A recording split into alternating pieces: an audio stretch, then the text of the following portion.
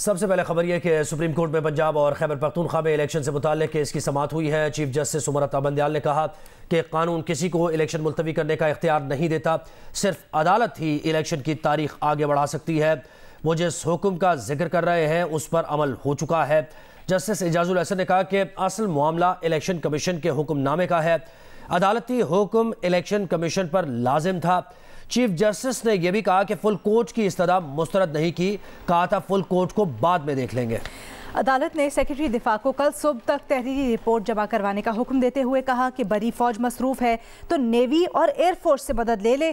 Chief justice ने attorney general से सवाल किया कि सेक्रेटरी खजाना कहाँ है।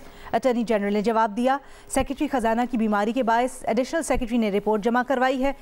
जस्टिस मुनीम ने सवाल किया, अगर आप 20 अरब रुपए दें तो खरबों के बजट कितने फीसद होगा? क्या खरबों रुपए के बजट वाला मुल्क 20 अरब रुपए नहीं दे सकता? अटॉर्नी जनरल उस्मान मंसूर ने कहा, मौजूदा हालात बहुत मुश्किल हैं, जिस पर जस्टिस एजाज ने कहा कि अटॉर्नी जनरल ने इन हालात में अच्छे दलाइल दिए हैं। केस की मजीद तफसील जानेंगे अपने नुमाइंदगान से। इस वक्त तक की जो समाअत हुई है उससे मुतल्लिक अपने देखने वालों को हम आगाह मजीद भी अलीना समाअत का हवाला देते हैं। ये भी कहा गया जजेस की तरफ से कि इलेक्शन केस का 1 मार्च का फैसला 4-3 का था या 2-3 का। सुप्रीम कोर्ट में इस नुक्ते पर भी अटॉर्नी जनरल और बेंच की दिलचस्प बहस हुई है। अटॉर्नी जनरल ने कहा है कि 1 मार्च का फैसला 4-3 का था। 9 रुकनी बेंच के 4 जजेस ने दरखास्तें मुस्तरद की और तफसीली फैसले दिए, जिस पर चीफ जस्टिस ने कहा कि जस्टिस अथर ने दरखास्तों को मुस्तरद नहीं किया और जस्टिस याहिया ने उनसे इत्तफाक किया। तो बड़ी अहम ये समाअत अलीना हो रही है और ऑब्जर्वेशंस भी आ रही हैं, रिमार्क्स आ रहे हैं, इस्तफसार किया जा रहा है। दूसरी तरफ अटॉर्नी जनरल भी अपने दलाइल दे रहे हैं। मजीद भी कुछ अहवाल है अलीना समाअत से मुताल्लिक? बिल्कुल, जिस तरह हम आपको बता रहे हैं कि चीफ जस्टिस अटॉर्नी जनरल से उन्होंने ये सवाल किया कि क्या आप 4 जजेस के फैसले को ही जुडिशल ऑर्डर तस्लीम करते हैं? क्या आप ये कहना चाहते हैं कि 5 रुकनी बेंच कभी बना ही नहीं था? क्या अटॉर्नी जनरल ये कह रहे हैं कि चीफ जस्टिस ने नया बेंच नहीं बनाया, पिछला बेंच चला रहा है? जिस पर अटॉर्नी जनरल ने जवाब दिया कि उनका ख्याल है कि अक्सरियती जजेस अज खुद नोटिस मुस्तरद कर चुके हैं। इस पर चीफ जस्टिस ने कहा कि जिन जजेस ने केस सुना ही नहीं उनका फैसला मिलाकर अक्सरियती फैसला कैसे हो सकता है? अगर 4 जजेस का फैसला ही तस्लीम कर लें तब भी बेंच तश्कील देने का इख्तियार क्या चीफ जस्टिस के सिवा किसी और को? या हम टिकस हैं ज़ुहैब, जब पूछा 4-3 और 5-3 वाले पुराने फैसले से मुतालिक, तो 5-2 वाले पुराने फैसले से मुतालिक, तो उन्होंने कहा, अटॉर्नी जनरल ने कहा कि उनका ख्याल है कि अक्सरियती जजेस अज खुद मुस्तरद कर चुके हैं। इस पर चीफ जस्टिस ने कहा कि जिन जजेस ने केस सुना ही नहीं उनका फैसला मिलाकर अक्सरियती फैसला कैसे हो सकता है? अगर 4 जजेस का फैसला ही तस्लीम कर लें तब भी बेंच तश्कील देने का इख्तियार क्या चीफ जस्टिस के सिवा किसी और को है? तमाम जजेस इत्तफाक करते हैं कि चीफ जस्टिस को बेंच बनाने का इख्तियार है। जस्टिस एजाजुल हसन ने इस मौके पर कहा कि 9 रुकनी बेंच ने कहा कि चीफ जस्टिस नया बेंच तश्कील दे दें। जस्टिस मुनीब अख्तर ने कहा कि अगर 4-3 के फैसले वाली मंतक मान लें तो मामला उस 9 रुकनी बेंच के पास जाएगा। फैसला या 9 रुकनी बेंच का होगा या 5 रुकनी। बड़े दिलचस्प ये रिमार्क्स हैं। एजाज सैयद ने हमें ज्वाइन किया। एजाज बताइए, आज की समाअत का अहवाल आपके पास क्या है? क्या कुछ अभी तक डिस्कस हो रहा है? जी बिल्कुल, बड़ी दिलचस्प सूरत हाल है। सुप्रीम कोर्ट ऑफ पाकिस्तान में 3 मेंबर जो बेंच है चीफ जस्टिस ऑफ पाकिस्तान की सरबराही में, वो केस की समाअत कर रहा है। अभी चंद में पहले इरफान कादर जो कि सीनियर वकील हैं, साबिक अटॉर्नी जनरल हैं, इसी हुकूमत का हिस्सा भी थे, इस्तीफा देकर अपने ओहदे से आए हैं, इलेक्शन कमीशन ऑफ पाकिस्तान को रिप्रेजेंट कर रहे हैं।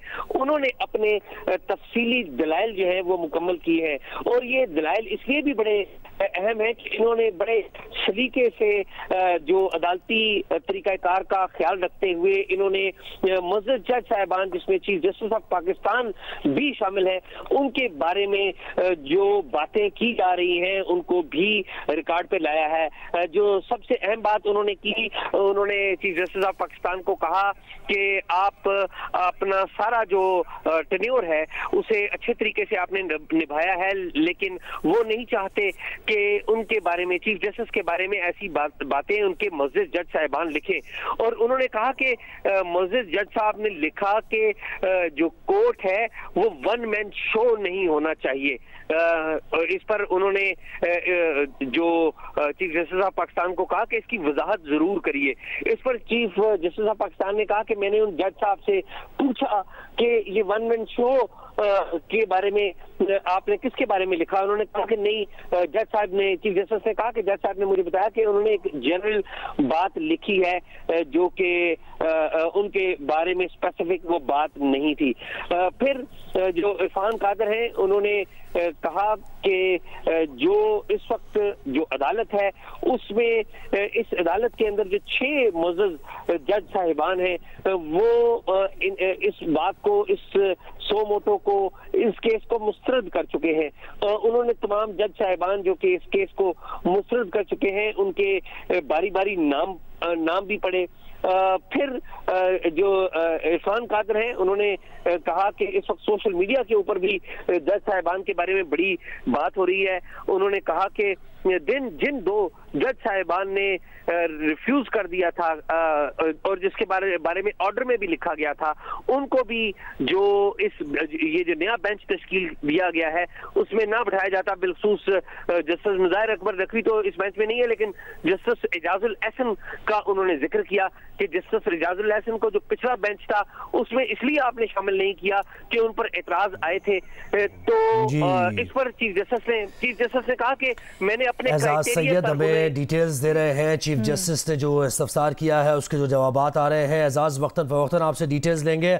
और अलीना, आपको याद होगा इत्तेहादी जमातों का इजलास हुआ था, बॉयकॉट से मुताल्लिक जो बात हुई थी, तो वो भी अब आज अदालत में उससे मुताल्लिक भी जिक्र हुआ है। हुकूमती जमातों की जानिब से इलेक्शन केस के बॉयकॉट के ऐलान के बावजूद पीपल्स पार्टी और नून लीग के वकला सुप्रीम कोर्ट पहुंच गए हैं।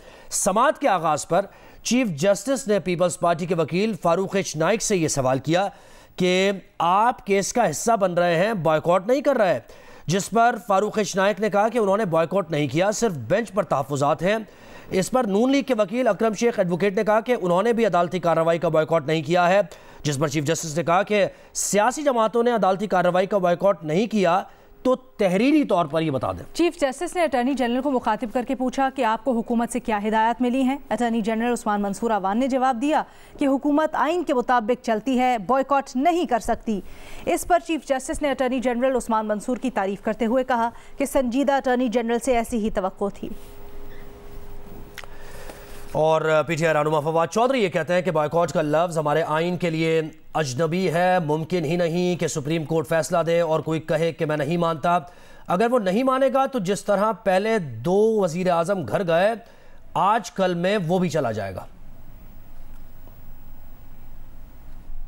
हमारा जो आइन है ना, उसके अंदर बाइकॉट, हुकूमत का ना मानना, ये कॉन्सेप्ट हमारे आइन के लिए अजनबी है। ये मुमकिन ही नहीं है कि सुप्रीम कोर्ट फैसला करे और कोई उसको कहे कि मैं नहीं मानता।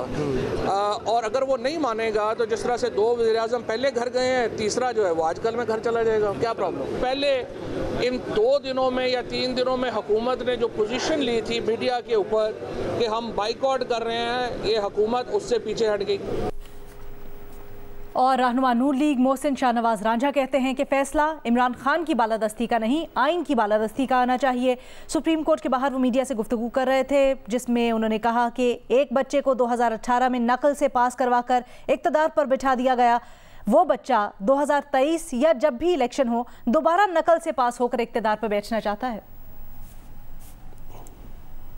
दस्तूर की बका के लिए एक ऐसा फैसला जो है उसको करना चाहिए जिससे आने वाले मुस्तकबिल में पाकिस्तान में आइन और कानून की बालादस्ती हो, ना कि इमरान खान की बालादस्ती हो। जो बच्चा 2018 में नकल मार के पास करवाया गया था, उस इमरान खान का दिल है कि 2023 या जब भी इलेक्शन होने हैं उसको फिर नकल मार के पास करवा लिया जाए।